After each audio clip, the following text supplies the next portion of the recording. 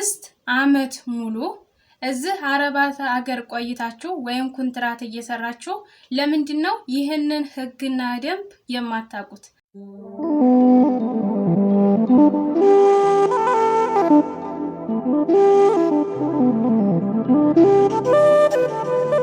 ሰላም ጤና ይስጥልኝ ውድና እየተከበራችሁ የሸዋል ዩቲዩብ ተከታታዮች እንዴት ናችሁ? ደህና ናችሁ ወይ? እኔ ያለው እግዚአብሔር ይመስገን። የኔ ሰላም ይብዛ፣ የናንተም ሰላም በያላችሁበት ቦታ ይብዛልኝ። ዛሬ ለናንተ በሚጠቅም በአዲስ ቪዲዮ መጥቻለሁ። ከመግቢያ እንደሰማችሁትኝ አረባት ሀገር ላይ 5 ዓመት ቆይታችሁ ወይም የአረባት ሀገር የ5 ዓመት ልምድ ኖራችሁ ለምንድነው ይሄን ነገር የማታውቁት በሚለው ላይ ነው የመጣሁትኝ ማለት ነው። እንግዲህ በመጀመሪያ ያው ፓስፖርት እያሳደስኩ እንደሆንኩኝ እንዲሁም ደግሞ አዲስ ፓስፖርት ለማሳደስ የፈለጋችሁ ምን ይዛችሁ እንደምትሄዱ ምንድነው እንዲሁም ደግሞ ክፍያው ስንት ነው የሚለውን ያው ከዚህ በፊት ሰርቼላችኋለሁ እና ከአንድ ወር በኋላ ያው አዲስ ፓስፖርት ተቀብያለሁ ማለት ነው። እንዲሁም ደግሞ ስንት ዓመት ነው 10 ዓመት ነው ወይ 5 ዓመት የምትሉም አላችሁ እና 5 ዓመት ነው። 10 ዓመት ኢትዮጵያ ውስጥ ነው የሚሰጠው። እሱም ደግሞ ያው የራሱ የሚሟላ ነገር ስላለ እሱን አሟልታችሁ ነው 10 ዓመት የሚሰጠው ተብሏል ማለት ነው። እንደዛ ነው እንጂ እዚህ በዛው በድሮ ባላችሁ 5 ዓመት ያ ነው የሚሰጣችሁ ማለት ነው። እና 5 ዓመት ነው 10 ዓመት አይደለም ማለት ነው። እና ይሄንን በማመልከት ነው እንዴት ነው የዚህ ሀገር አረባት ሀገር ላይ ይሄን ዓመት ኖራችሁ ይሄን ነገር የማታውቁት በሚለው ባየሁትና ባጋጠመኝ ነገር ነው ለነገራችሁ ያሰብኩትኝ እህቶች እንድትማሩ እንድታውቁ ስላሰብኩኝ ነውና ፓስፖርቴን ላመጣ እንደሄድኩኝ እህቶች ለማሳደስ ፓስፖርት ለማሳደስ እዛ አገኘኋቸው ማለት ነውና አሰሪዎቻቸውም አብረው ናቸው። አብረው ቁጭ ብለው ምናምን ያው እንግዲህ ወደ ውስጥ ስትገቡ አሰሪዎቻችሁ መግባት አይችሉም። ያው እናንተ ብቻ ናችሁ። ምክንያቱም የፓስፖርት ባለቤቱ እናንተ ብቻ ስለሆናችሁ እነሱ አሰሪዎቻችሁ እናንተን አንጥተዋችሁ ኤምባሲ ሊሆን ስለሚችል ውጭ ላይ ነው መጠበቅ የሚችሉት ማለት ነው። ማለት እዛ ያየሁት አንፃር በቃ አንዳንዶቹ ወደ ውስጥ በቃ በጣም እንትን ይላሉ።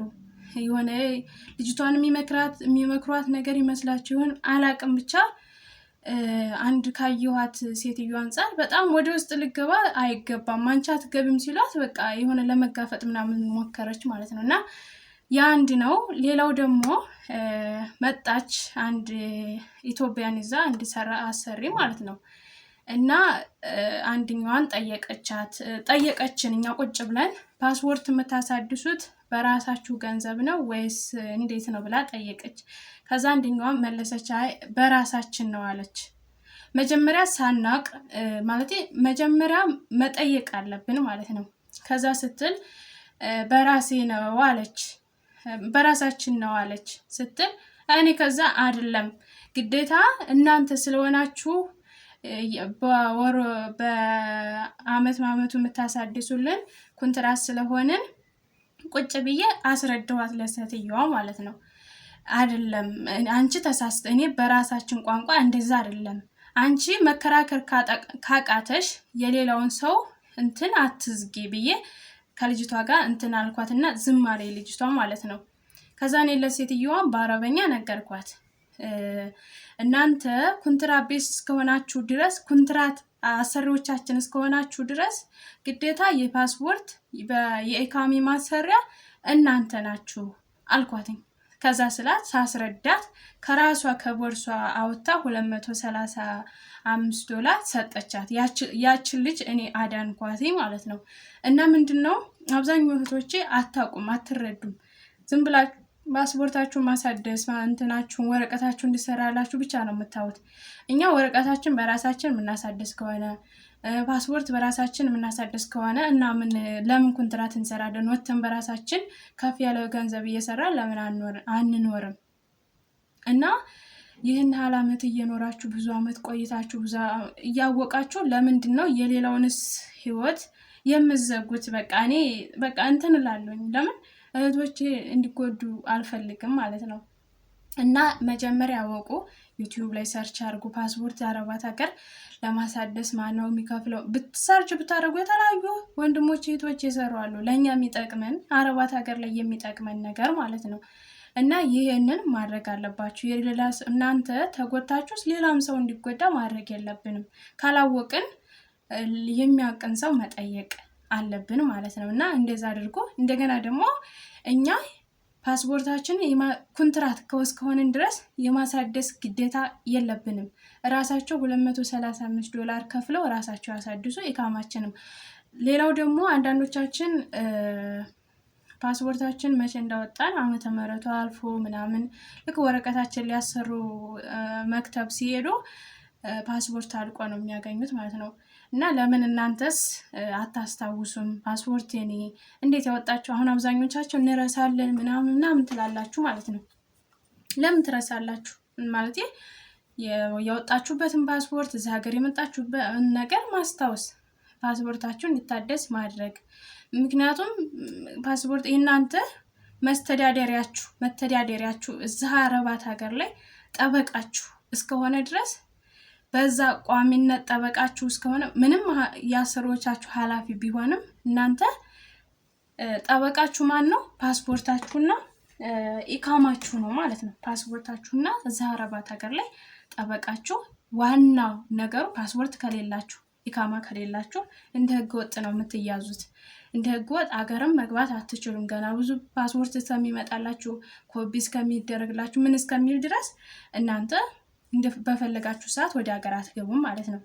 እና ዘበኛችሁ ጠባቂያችሁ ፓስፖርታችሁ ናት።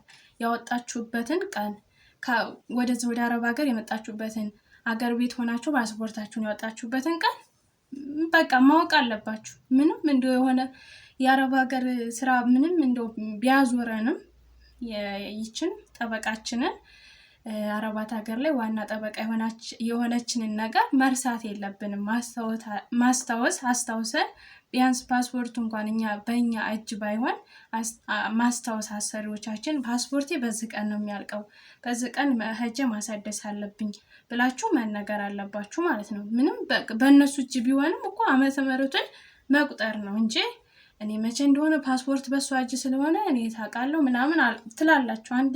አንድ እህቴ ላሱ ልክ በሶስተኛው ቀን ልክ ሄዳ ሴትየዋ ልታስብልላት እንደሄደች ከዛሬ 3 ቀን በኋላ ነው እንትን የሚያልቀው ፓስፖርቱ ብላት ይዛት መጣ። ግን ሴትየዋ አሁን እቀጣለሁ አለች።